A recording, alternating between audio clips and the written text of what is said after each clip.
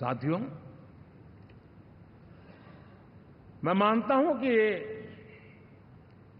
2024 के लोकसभा के चुनाव के जो नतीजे हैं, हर पैरामीटर से देखेंगे, दुनिया ये मानती है और मानेगी कि ये एनडीए का महाविजय है।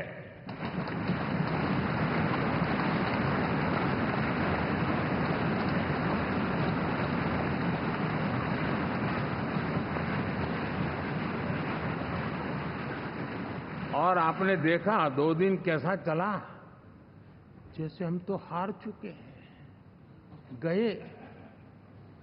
सब चारों तरफ यही दिखता था,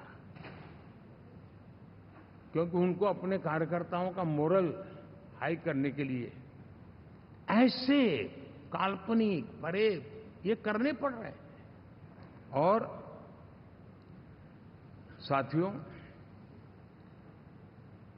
गठबंधन के इतिहास में अगर आंकड़ों के हिसाब से देखें तो ये सबसे मजबूत गठबंधन की सरकार है।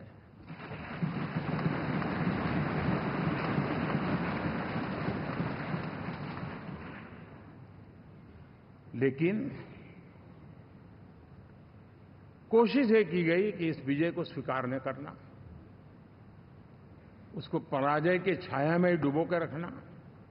लेकिन उसकी ऐसी चीजों की बाल मृत्यु हो जाती है, और हो भी गई। लेकिन देशवासी जानते हैं कि न हम हारे थे, न हम हारे हैं।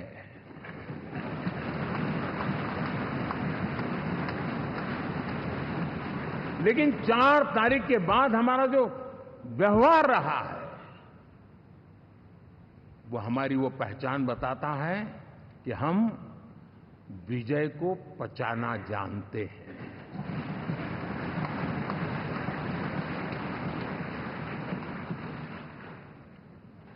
हमारे संस्कार ऐसे हैं कि विजय की गोद में उन्माद पैदा नहीं होता है, और न ही पराजित लोगों के प्रति उपहास करने के हमारे संस्कार हैं। हम विजय को भी पचाते हैं और पराजित का भी उपहास करने की विकृति हम नहीं पालते हैं। ये हमारे संस्कार हैं। अब किसी भी बालक को पूछो कि भाई लोकसभा के चुनाव के पहले सरकार किसकी थी, तो कहेगा एनडीए। 24 के नतीजों के बाद सरकार किसकी बनी, एनडीए। फिर हारे कहां से भाई? पहले भी एनडीए थी, आज भी एनडीए, और कल भी एनडीए है।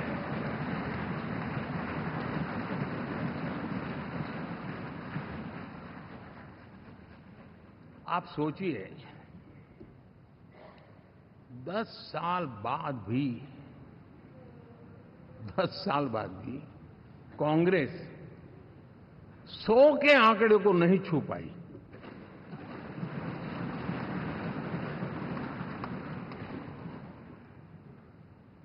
और अगर मैं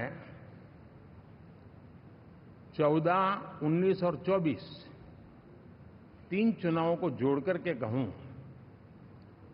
कांग्रेस के 3 चुनाव जोड़ूं, तो इन 3 चुनावों में जितनी सीटें मिली है, उससे ज्यादा हमें इस चुनाव में मिली है।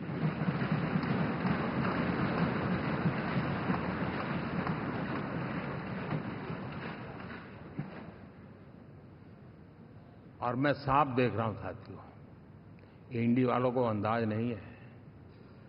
वे धीरे धीरे पहले तो डूब रहे थे, अब तेज गति से ये गर्त में जाने वाले हैं।